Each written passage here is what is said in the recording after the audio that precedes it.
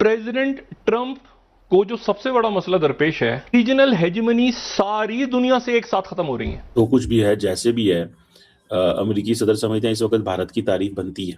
अगर भारत की तारीफ है तो मैं इसको अमेरिका के अंदर इस्तेमाल कर सकता हूँ। US President Donald Trump has praised India's voting system, recalling his discussions with Chief Election Commissioner Gyanesh Kumar. एक एक जुमले में से इतनी संजीदगी से लेके मतलब निकाला जाता था कि इसका ये मतलब है और हमारे लिए इसका ये इफेक्ट है। सो अब ये रोज की एक आ जाती है ट्रूथ सोशल के ऊपर एक मजाक बन के रह गया कि वो ये तासुर दे रहे हैं कि ये मुल्क एज इफ जो हैं, ये जो अलायंस बना है पाक सऊदी अरेबिया और तुर्की का, ये शायद कोई ईरान के खिलाफ डिफेंस का वो है। वो स्टैंडर्डाइज फॉर्मेट लेके आना चाहते हैं अमेरिका के अंदर, जिसमें voter identification and voter verification की बात हो रही है। सिमिलरली जैसे हमारे पास वोटर आईडी कार्ड है और एसआईआर चल रहा है, अमेरिका भारत का मॉडल जो है वो कॉपी करना चाहता है। दूसरी तरफ जरा बलूचिस्तान की सूरत हाल सुन लीजिए। वकार खान रिपोर्ट कर रहे हैं कि बलूचिस्तान की शाहराहों पर छोटे बड़े पुल उड़ाए जा रहे हैं। खच्ची के मकाम पर धमाका खेज मवाद लगाकर नामालूम अफराद ने पुल को उड़ा दिया।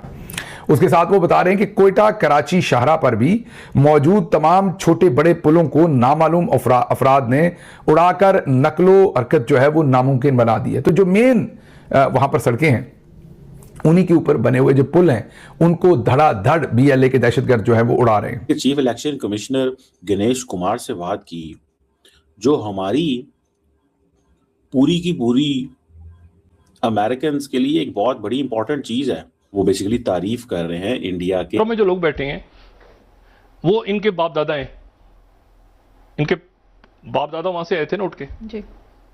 ये तो अमेरिकी जो अमेरिकन हैं, इनके तो बाप दादा यूरोप में बैठे हैं, तो इनके बाप दादा बैठे हैं यूरोप में, वो इनको नहीं समझते।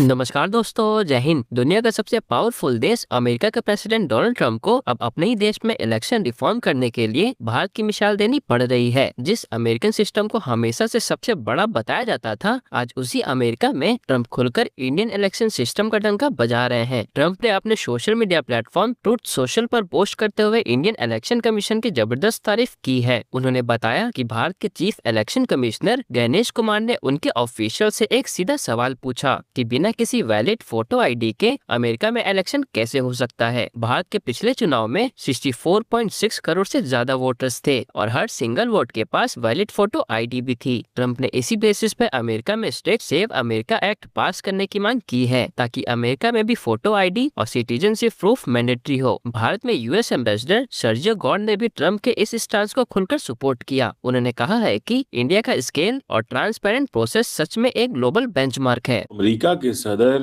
डोनाल्ड जे ट्रंप ने बड़ी इंटरेस्टिंग बात की। उन्होंने कहा जी कि हमारे जो एम्बेसडर हैं इंडिया के अंदर, उन्होंने इंडिया के chief election commissioner Ganesh Kumar से बात की, जो हमारी पूरी की पूरी अमेरिकन के लिए एक बहुत बड़ी इंपॉर्टेंट चीज है कि अमेरिका के अंदर वैलिड फोटो आईडी के बगैर कैसे इलेक्शन हो जाते हैं, जबकि इंडिया के अंदर तो वैलिड फोटो आईडी के साथ होते हैं और 64 करोड़ लोगों ने वोट डाला और वोटेड बाय मेल 1% भी नहीं है।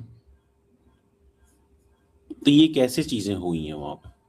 तो वो बेसिकली तारीफ कर रहे हैं इंडिया के इलेक्शन प्रोसेस की और वो कह रहे हैं हमें भी इसको देखना चाहिए।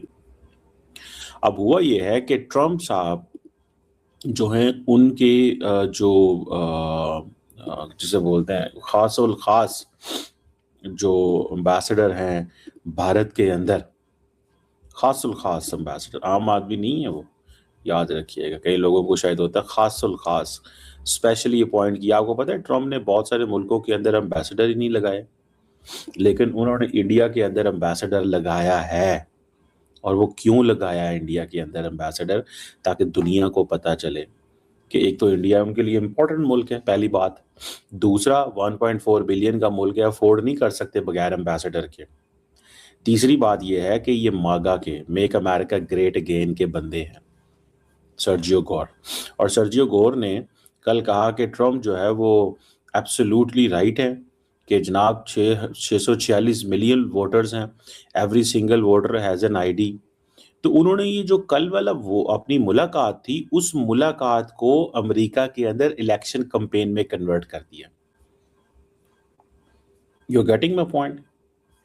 कि प्रेसिडेंट ट्रंप ने, और देखिए ये हुआ क्या होगा, ये होगा कि प्रेसिडेंट ये जो है, क्या नाम है इनका, इन्होंने मुलाकात की होगी सर्जियो गोर साहब ने इलेक्शन कमीशन से जानने के लिए, और हो सकता है that is a part of the broader strategy of the make America great again, और अमेरिकन वोटर्स को ये कहने के लिए कि देखो जनाब क्या हो रहा है दुनिया में, हम बहुत पीछे रह गए हैं, ये देखो तुमने क्या चीज़ की और क्या नहीं की।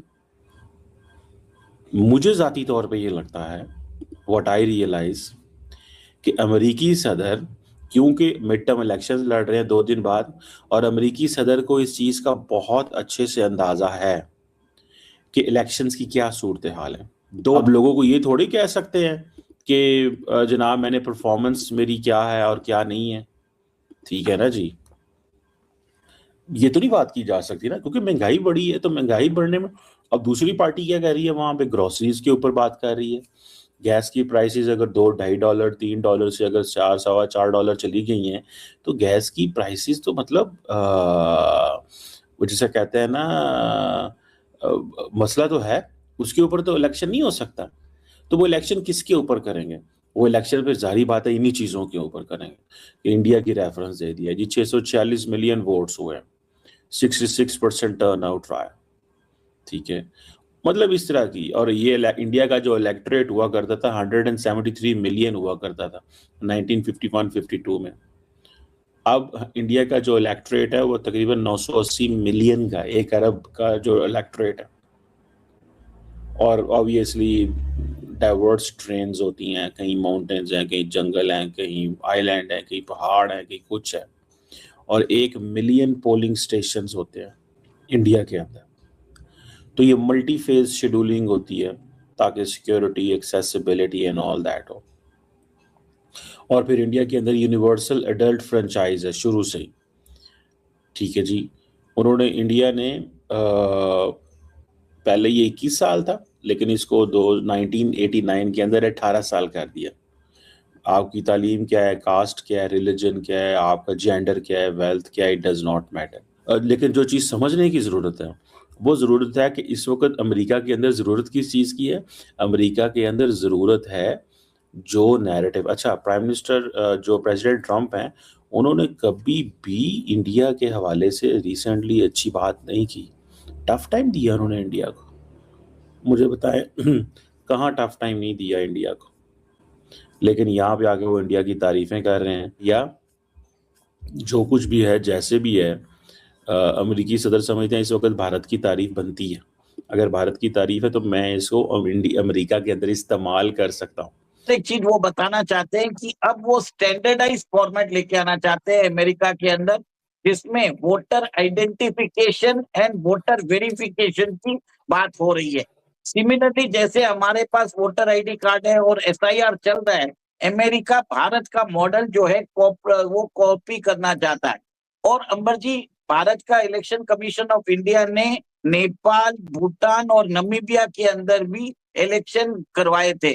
और पिछले महीने जब मोदी जी इंडोनेशिया गए थे, आपको याद है कि election commission of Indonesia and election commission of India के बीच में एक करार हुआ था, जिसमें इंडिया जो है, इंडोनेशिया की जो गवर्नमेंट है, इंडोनेशिया की जो इलेक्शन कमीशन है, उसको ये EVM मशीन्स जो है वो तैयार करने में हेल्प करेगी। और अब आप देखिए कि यूएस के राष्ट्रपति, उन्होंने भी भारत की जो इलेक्शन प्रक्रिया है उसके ऊपर एंडोर्स किया है, और वो सेव अमेरिका एक्ट एक तरह से लेके आना चाहते हैं। अंबर जी, अमेरिका के अंदर बहुत सारे इलीगल इमिग्रेंट्स है, माइग्रेंट्स है। वहां पर डेमोक्रेट्स और जो रिपब्लिकन्स के बीच में पिछले कुछ इलेक्शन से देखा जा रहा है, जो वोट परसेंटेज है वो बहुत एक तरह से माइन्यूट होता है। अब ट्रम्प चाहते हैं कि ये जो इलीगल इमिग्रेंट्स है ये वोट ना कर सके, इसके लिए वो रिपब्लिकन के द्वारा ये बिल लेके आना चाहते हैं कि एक स्टैंडर्डाइज फॉर्मेट हो, और जैसे इलेक्शन कमीशन ऑफ इंडिया हो वैसे ही वहां पर इलेक्शन कमीशन ऑफ अमेरिका बनाई जाए,